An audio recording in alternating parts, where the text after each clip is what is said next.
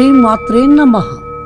ఉపనిషత్ దర్శిని 171 బృహదారణ్యకోపనిషత్తు పంచమ అధ్యాయం అష్టమ బ్రాహ్మణం.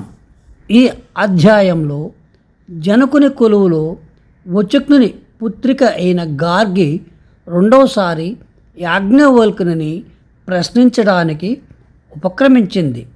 అక్కడ ఉన్న బ్రాహ్మణులను ఉద్దేశించి, పూజ్యులైన మీరందరూ నాకు అనుమతిస్తే ఈ యాజ్ఞవల్కుని 2 ప్రశ్నలు అడుగుతాను.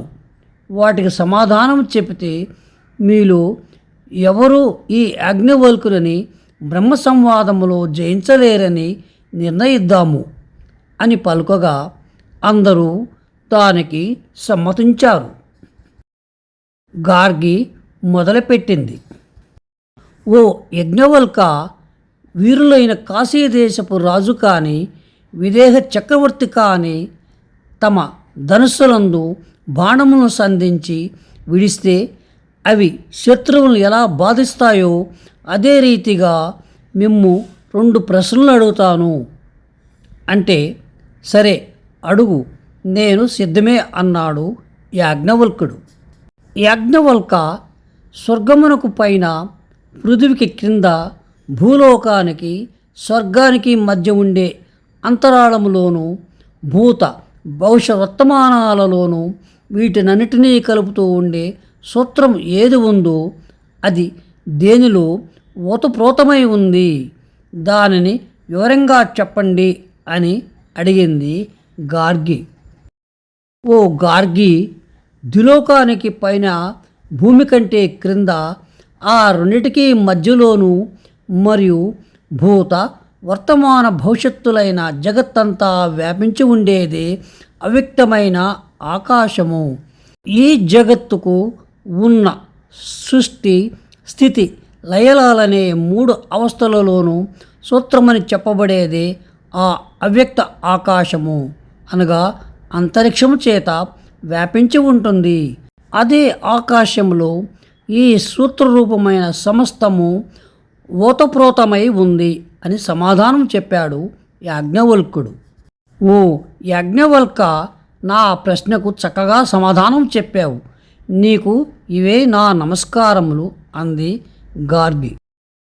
నా 2వ ప్రశ్న ఏమిటంటే, సూత్రాత్మక అవ్యక్త ఆకాశం చేత కల్పింపబడిందన్నావు కదా, ఆ అవ్యక్తాకాశము దేనితో ఓతప్రోతముగా ఉంది, దేనితో వ్యాపించబడింది అంది గార్గి. దానికి యాజ్ఞవల్కుడు, సహోవాచై తద్వైతదక్షరం గార్గి బ్రాహ్మణ అభివతంత స్థూల మనన్వ హ్రస్వత్ మదీర్ఘలోహిత మస్నేహ మచ్ఛాయ మతమో వాయునాకాశ మసజ్ఞ మరస మగంధ మచక్షుష్క మశ్రోత మవాగమనో తేజస్క మప్రాణ మముఖ మమాత్ర మనంతర మబాహ్యం నదశ్నాతి కించన తదశ్నాతి కశ్చన. ఓ గార్గి, బ్రహ్మజ్ఞానులు దానిని అక్షరమని చెబుతారు. నాశరహితమైన ఆ అక్షరములోనే అవ్యక్త ఆకాశము ఓతప్రోతమై ఉంది.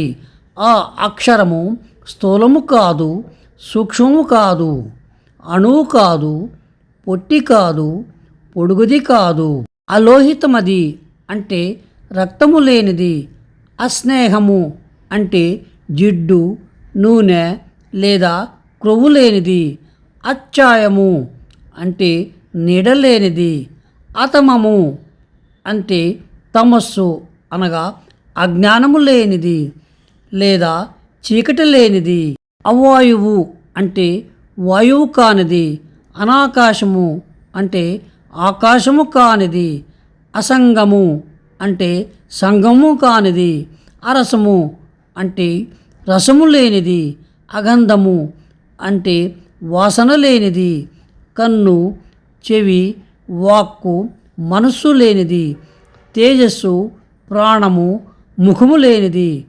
అంతెందుకు, అమాత్రము అంటే పరిమాణము లేనిది, లోపల లేదు, బయట లేదు, అదే ఉంది. అదే దీనిని తినడం లేదు, దానిని ఎవరూ భుజించటం లేదు.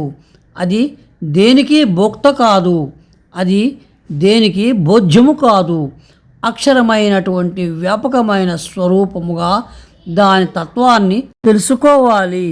ఇప్పుడు ఆ అక్షర పరబ్రహ్మ యొక్క ప్రశాసనాన్ని అంటే నియంత్రణా శక్తిని వివరిస్తున్నాడు.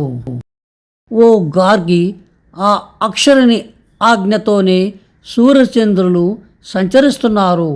పృథ్వీ, అంతరిక్షాలు శక్తివంతముగా ఉన్నాయి. ఆ అక్షరుని కనుసన్నలలోని నిమిషాలు, ముహూర్తములు, అహోరాత్రాలు, పక్షాలు, మాసాలు, ఋతువులు మరియు సంవత్సరాలతో కూడిన కాలగమనం గతి తప్పకుండా నడుస్తోంది. ఆ అక్షరుని ఆజ్ఞతోనే హిమవత్పర్వతాల నుంచి కొన్ని నదులు తూర్పు దిశగాను, కొన్ని నదులు పశ్చిమ దిశగాను ప్రవహిస్తున్నాయి.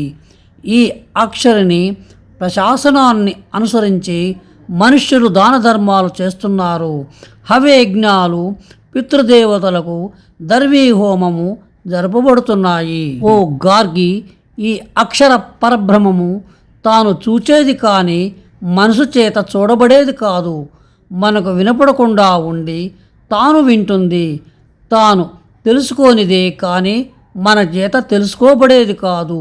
ఈ అక్షర పరబ్రహ్మం తప్ప ఇంకా చూసేది, వినేది, తెలుసుకునబడేది, ఆలోచించబడేది ఇంకేదీ లేదు. ఓ గార్గి, ఈ అక్షరంలోనే ఆకాశము ఓతప్రోతమై ఉంది అని యాజ్ఞవల్కుడు ముగించాడు. అప్పుడు గార్గి, ఓ పూజ్యులైన బ్రాహ్మణులారా, యాజ్ఞవల్క మహామునికి నమస్కరించి వారితో వాదము నుండి మనకు విరమించటం మంచిది.